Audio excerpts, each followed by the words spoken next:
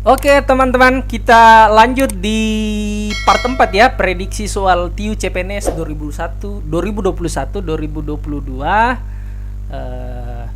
Spesifik soal cerita. Oke, kita langsung ke nomor 1.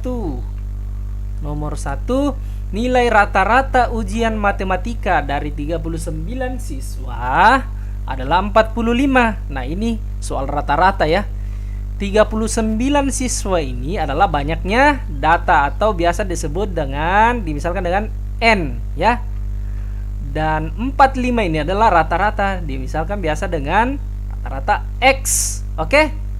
Nah, jika nilai dari seseorang yang mengikuti ujian susulan, seseorang ya, seseorang, satu orang, satu biji orang yang mengikuti ujian susulan ditambahkan nilai rata-rata ujian tersebut menjadi 46.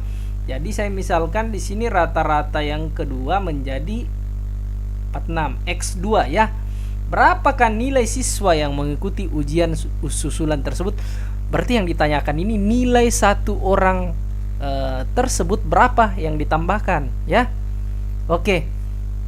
Sekarang kita pakai metode praktis ya. Saya buat bagan. Oke. Di sini ada rata-rata. Di sini adalah banyaknya data. Oke. Nah, sekarang di sini ada kasus pertama, di sini ada kasus yang kedua. Kasus yang pertama itu banyak datanya adalah 39 orang, ya. Dan rata-ratanya adalah 45. Nah, kalau kasus yang kedua, banyaknya orang atau banyaknya data berapa? Artinya 39 ditambah tadi berapa? Satu orang ya, seorang, satu biji ya. Satu biji orang. Nah, nih. Jadi di sini 40. Oke? Sekarang rata-ratanya yang kedua setelah terakumulasi menjadi 46. Oke, lanjut ya.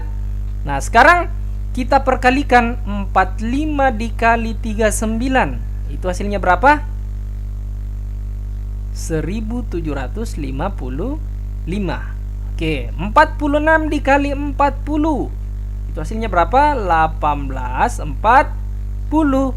Jadi nilai satu orang siswa ya, siswa. Oke? Satu orang siswa sama dengan nah ini 1840 kurang 1840 ini ya. Dikurang 1840 kurang 1755. Nah, hasilnya adalah 85 teman-teman. Oke. Jadi jawabannya adalah Charlie C. Oke.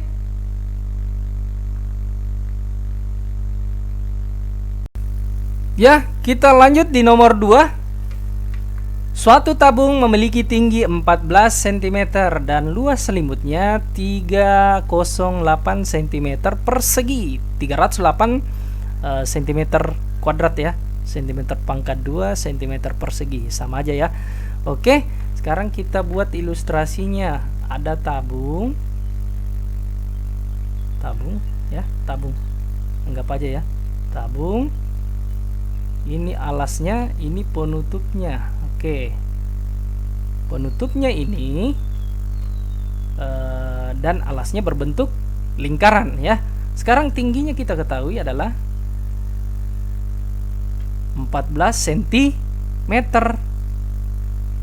Nah, sekarang ditanyakan luas seluruh sisi tabung tersebut adalah titik-titik cm persegi. Artinya di sini setelah dijumlahkan luas selimutnya yang tadi ditambah luas penutup dan alasnya ya. Penutup dan alasnya ini berbentuk lingkaran. Oke, kita ilustrasikan lagi ke samping, kita uraikan. Di sini ada lingkaran. Misalnya kita lingkaran kayak begini ya. Ini kayak kita 3D kan ya. katanya elips. Nah, di sini ada lingkaran juga sebagai alasnya. Oke. Selimutnya ini kita uraikan, kita kupas ya. Kita kupas, misalkan selimutnya anggaplah seperti ini ya. Maaf ya, gambarnya kayak gini. Oke. Nah, sekarang luas yang ini, luas selimutnya ini adalah 308 cm pangkat 2 atau cm kuadrat ya, cm persegi sama aja. Oke, nah sekarang kalau luasnya ini yang 308 cm persegi itu kan dari panjang kali lebar. Nah, di sini tinggi ya, panjang kali tinggi, tinggi sama dengan 14 cm. Oke, panjangnya yang ini ya, panjangnya yang ini sama dengan keliling lingkaran. Oke, keliling lingkaran. Nah, keliling lingkaran itu rumusnya adalah 2pi dikali R. Oke, masih ingat kan rumus-rumus yang berhubungan dengan geometri? Kita lanjut ya di atas. Nah, di sini sudah ada yang bisa kita misalkan. Jadi 308 itu cm persegi itu merupakan panjang kali lebar, panjang kali tinggi. Nah, sekarang keliling lingkaran artinya 2 ya, pi R dikalikan dengan tinggi dikali 14. Nah, oke. Nah, untuk mencari luas lingkaran yang penutupnya dan alasnya, kan kita butuh jari-jari ya. Jadi kita mau di sini kita mau cari jari-jarinya berapa dari lingkaran alas dan penutup. Ingat, alas dan penutup ini sama dimensinya ya. Jari-jarinya sama dan garis kelilingnya juga sama. Oke. Sekarang kita lanjutkan persamaan yang di atas. 2πr kali 14. Oke, sekarang ada tidak yang bisa dimatikan di sini? Nah, ini kan 308 ya. Kita bagi 2 kan 154. Oke. 14 kita bagi 2 sama dengan 7. Oke. Nah, sekarang 154 kita bagi lagi menjadi 7. Kita bagi 7, hasilnya sama dengan 22. Oke, sekarang 7 kita bagi 7, hasilnya sama dengan 1. Jadi di sini 22 sama dengan 2πr kali 1. Ya. Jadi 22 sama dengan 2 kali pi. Pi itu adalah nilainya adalah 22/7 atau 3,14. Karena di sini ada angka 22, berarti enak kita taruh di sini angkanya adalah 22/7 dikali R. Oke, ada yang bisa ditewaskan? Ada ya. Ini serot 22 mati dengan 22 bagi 22 kan 1. 22 bagi 22 kan 1. Oke. 1. Nah, sekarang jadi R ya. R sama dengan 7, pindah ke atas ya. 7 kali 1 ini dibagi 2.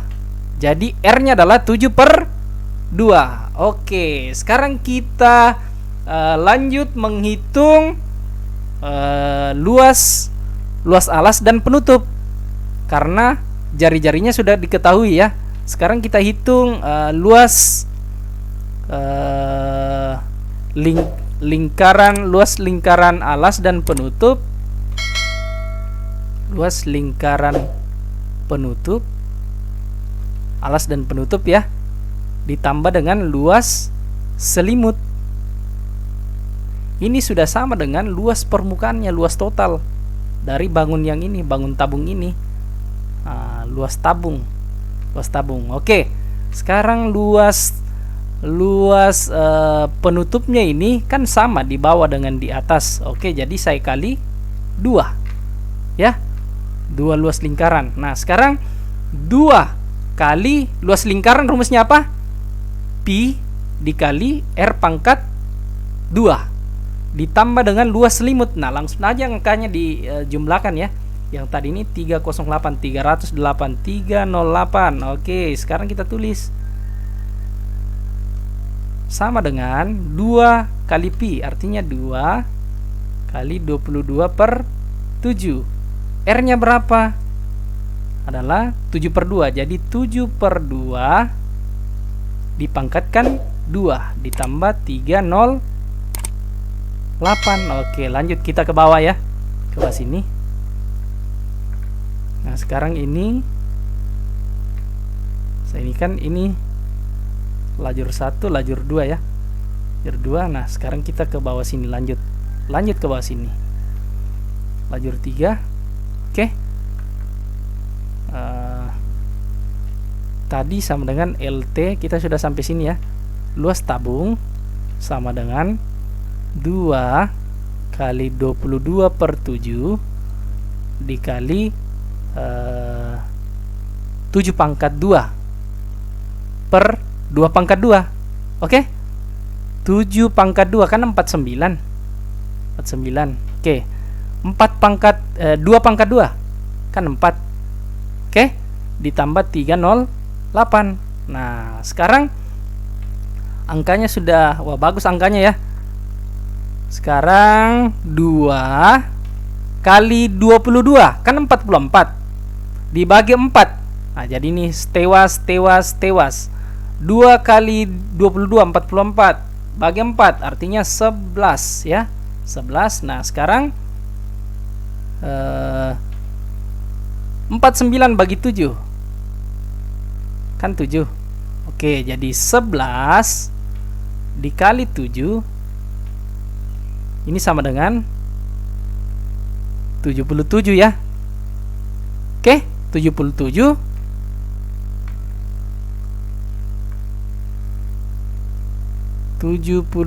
ditambah 308 yang luas selimut ya.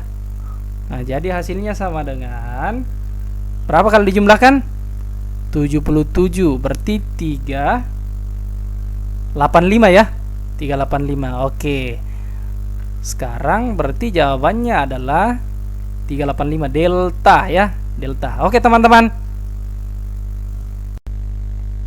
Oke, lanjut nomor 3. Nah, kita baca ya. 2x sama dengan A kali 2B. Artinya ini bisa saya rubah ya. Ini, yang ini ya. Persamaan 1 2x sama dengan, bisa saya kasih jadi seperti ini ya, 2AB. Bisa kan? Sifat perkalian bisa dipertukarkan posisinya ya. Oke. Nah, sekarang baca lagi kalimat yang kedua. B sama dengan panjang sisi segitiga siku-siku yang luasnya 25 cm. Jadi di sini ada segitiga siku-siku yang luasnya 25 cm persegi ya. Nah, kemudian kalimat ketiga dengan tingginya 5 cm. Jadi tingginya yang ini ya, ini. Oke, ini tingginya sama dengan 15 cm. 5 ya, 5 cm. Oke. Nah, sekarang kalimat berikutnya. Jika 4x sama dengan 2b, ada lagi persamaan yang kedua. 4x sama dengan 2b. Nah, sekarang kita baca pertanyaannya, berapakah nilai A? Jadi ditanyakan adalah A. Oke. Tanpa mengerjakan soal ini, menghubungkannya dengan segitiga dengan melihat persamaan yang satu dan persamaan yang kedua, soal ini sudah bisa diselesaikan ya. Nah, sekarang ini kita sederhanakan lagi. Persamaan 1, 2x yang di kiri saya bagi 2, 2AB yang di kanan saya bagi 2 ya. Apa yang dilakukan di kiri sama dengan yang dilakukan di kanan, 2, jadi saya bagi 2. Jadi 2x bagi 2 sama dengan x. 2AB saya bagi 2 menjadi AB. Oke. Nah, sekarang persamaan yang kedua, saya sederhanakan lagi. Kalau 4x di kiri saya bagi 2, hasilnya 2 X. Kalau yang di kanan 2B, berarti saya bagi 2 menjadi B. Oke? Nah, sekarang X sama dengan B per 2. Oke, di sini ada X, di sini ada X. Jadi kita kita substitusi ya ke salah satu persamaan. Ini bisa ke sini dan ini bisa ke situ, sama saja. Jadi AB disamakan AB sama dengan ini ya, B per 2. Oke. Nah, kalau di kiri saya bagi dengan B bagi B kan 1. B bagi B kan 1. Oke, jadi A sama dengan 1 per 2 ya, 1 per 2 dibagi 1. Ini kan 1 per 2, ini pindah ke bawah sini dibagi 1, jadi A sama dengan 1 per 2. Jadi jawabannya adalah alfa. Oke, mudah kan teman-teman? Oke, lanjut di soal nomor 4 ya. 2 buah mobil menempuh jarak 450 km. Jadi di sini ada 2 mobil ya, menempuh jarak 450 km. Jadi S1 sudah pasti sama dengan S2 ya. Sama dengan 450 km. Nah, kita masuk di kalimat kedua. Kecepatan mobil kedua setiap jamnya 15 kali lebih cepat daripada kecepatan mobil pertama. Jadi kecepatan selalu biasanya simbolnya ini ya, V, velocity. V2 itu 15 kali cepatnya ya dari mobil pertama, kecepatan mobil pertama. Nah, sekarang kalimat yang kedua, jika waktu perjalanan mobil kedua 1 jam lebih pendek daripada perjalanan mobil pertama. Artinya di sini kalau mobil pertama itu butuh waktu 2 jam. 2 jam. Nah, sementara mobil kedua karena lebih pendek 1 jam berarti berarti waktu yang dibutuhkan 1 jam ya. Saya misalkan di sini kalimat matematikanya T2 ya. Berarti kurang 1 ya dari T1. Dari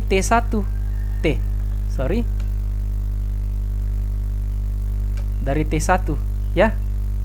Kalau mobil pertama itu butuh waktu 2 jam, artinya kan di sini 1 jam. 1 jam lebih pendek.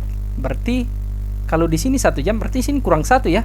Artinya lebih cepat ya, lebih pendek, lebih cepat, lebih butuh waktu yang sedikit untuk menempuh jarak 450 km ini. Nah, sekarang seperti kita pelajari di fisika bahwa jarak itu sama dengan V kali T.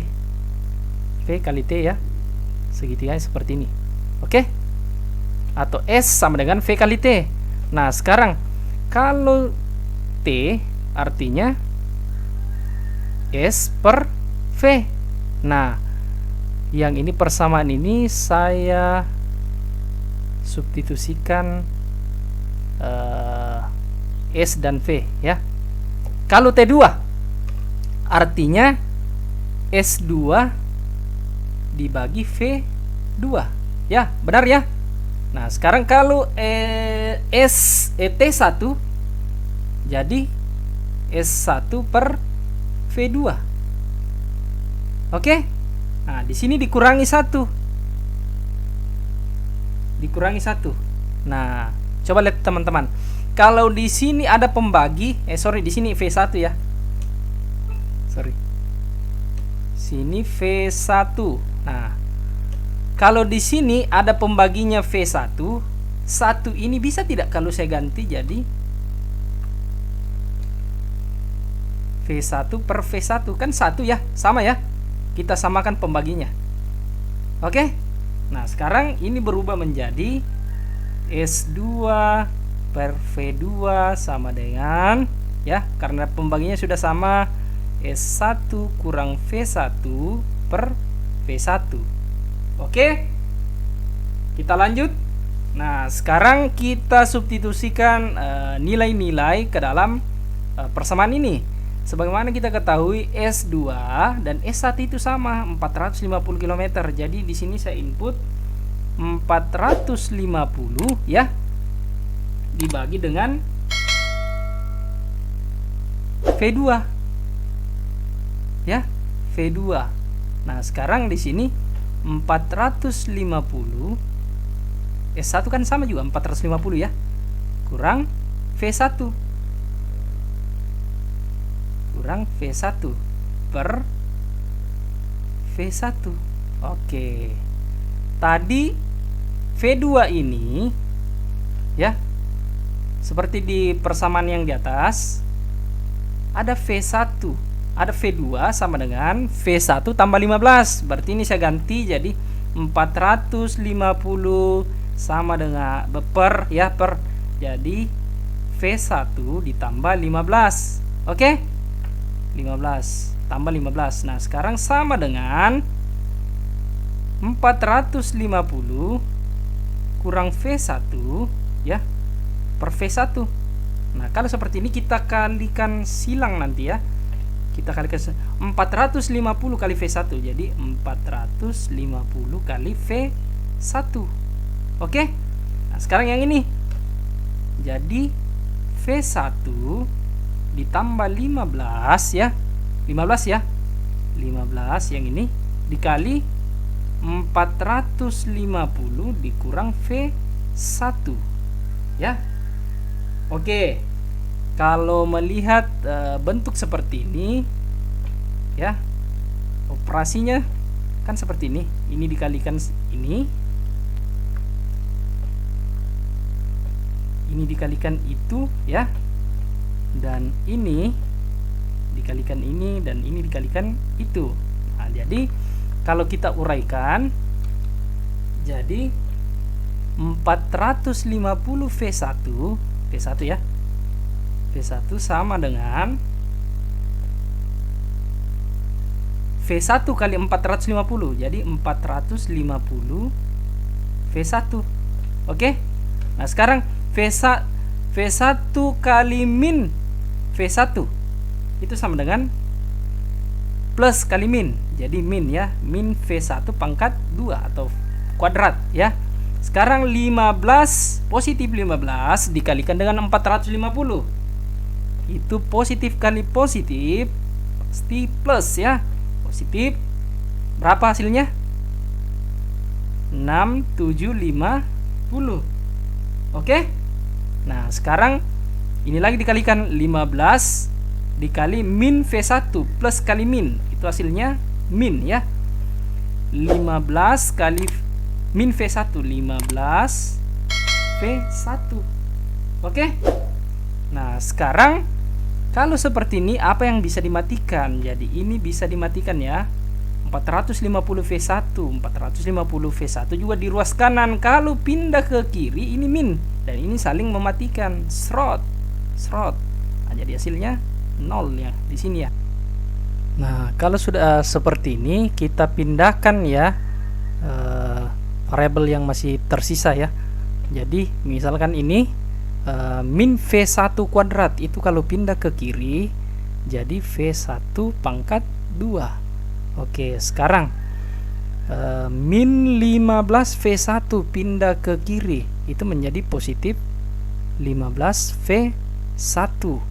Nah, sekarang plus 6750 pindah ke kiri jadi minus 6750 ya, sama dengan 0 ya. Oke. Nah, kalau seperti ini kan sudah berbentuk persamaan kuadrat. Masih ingat kan teman-teman, untuk mencari akar-akarnya nilai V1 ini yang kebetulan jadi variabel di sini ya. Caranya mencari akar-akarnya itu ada berbagai macam cara, yaitu salah satunya membuat faktornya ya, dengan cara memfaktorkan kemudian kuadrat akar sempurna ya.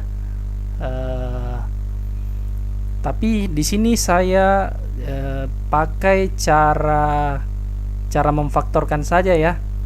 Nah, kan di sini V1 tambah 15 V1 kurang 6750. Masih ingat tidak? Kita mencari dua bilangan yang kalau dijumlahkan itu hasilnya ini, koefisien dari ini ya. Koefisien dari V1. Nah, kalau diperkalikan bilangan tersebut adalah min 6750. Nah, berarti kita faktorkan ya. V1 dan V1. Oke. Nah, sekarang bilangan itu adalah positif 90 ya. Positif 90 dan minus 75. Teman-teman bisa uji ya. 90 ditambah dengan min 75 kan itu 15 ya. Seperti yang saya tadi bilang, bahwa kita mencari dua bilangan yang kalau dijumlahkan adalah koefisien dari yang ini V1 ya. Kalau diperkalikan itu hasilnya adalah ini min 6750. Nah, sekarang bilangan itu sudah tertera di bawah sini ya. Nah, sekarang kalau V1 berarti untuk nilai V1 yang pertama tambah 90 sama dengan 0. Jadi V1 ya min 90. Oke. Nah, kalau yang V yang ini, yang nilai yang kedua atau ya, atau V1 kurang 75 sama dengan 0. Nah, jadi V1 yang di sini adalah 75. Nah, yang mana yang digunakan? Pasti yang positif ya. Yang positif. Oke, kecepatan yang nilainya positif yang ini ya, yang diambil. Oke. Nah, sekarang kita melanjutkan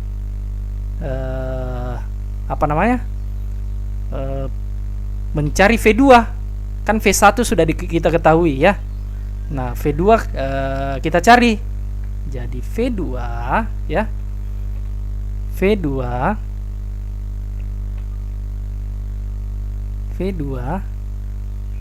sama dengan, nah ini ada kan persamaan tadi di atas ya, persamaan V1 ditambah 15.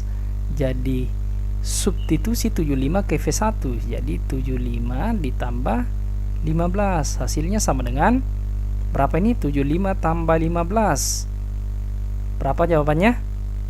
75 ditambah 15, jadi 90 ya. 90 ya teman-teman. Oke, 90. Nah, sekarang kita melihat kembali pertanyaannya. Maka rata-rata kecepatan kedua mobil tersebut adalah, nah, kecepatan rata-rata yang ditanyakan. Jadi kecepatan rata-rata ya sama dengan itu kan jumlah data yang mana, yaitu berarti jumlah data V, yaitu V1 ditambah V2 ya, dibagi dengan banyaknya data. Ada berapa data? Ada 2 data, jadi 2 ya. Nah, sekarang V1 nya berapa? V1 kan tadi 75 ya. Nah, sekarang ditambah dengan V2 nya. V2 nya kan 90, jadi bagi 2. Nah, kalau dijumlahkan 75 tambah 90 dibagi 2, hasilnya sama dengan 82,5. Oke, kita lihat jawabannya ya. Jadi jawabannya adalah, oh ini, bravo ya, bravo. Oke, B 82,5. Oke, kita di soal terakhir ya, soal nomor 5. Alas suatu jajar genjang sepertiga kali tingginya. Nah, kita ilustrasikan langsung ya. Jadi ada jajar genjang ya, jajar genjang. Oke, jajar genjang. Ini jajar genjang ya. Sisi yang ini sama dengan yang ini, oke? Dan sisi yang itu sama dengan yang itu. Nah, Sekarang tadi apa yang diketahui sepertiga? Kan tadi diceritakan alasnya itu sepertiga kali tingginya. Nah ini yang tingginya ya, garis tinggi ini ya. Tinggi selalu tegak lurus dengan alas. Kalau alasnya ini dan ini tingginya. Alas tadi sudah dikatakan bahwa sepertiga kali tinggi. Nah, sekarang kita lanjut baca kalimat yang kedua. Jika luas jajar genjang sama dengan 48 cm pangkat 2, 48 cm persegi. Oke. Luas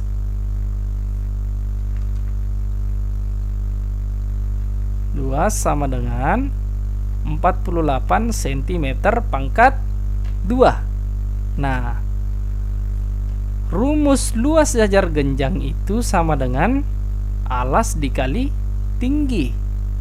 Oke, lanjut ya. Kita substitusi. Luasnya berapa? 48. Oke, alasnya. Nah, ini kita ganti. Kita ganti jadi sepertiga T ya. Sepertiga T dikali T. Nah, 48 sama dengan sepertiga T pangkat 2. Oke. 3 ya. Nah, sekarang kalau 3 saya kali 48 berapa? 144. Nah, jadi sama dengan T pangkat 2. Oke, naik ke atas.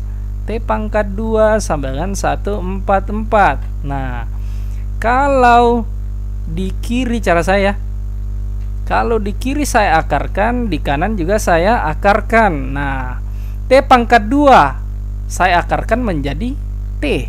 Nah, akar 144 sama dengan 12 ya.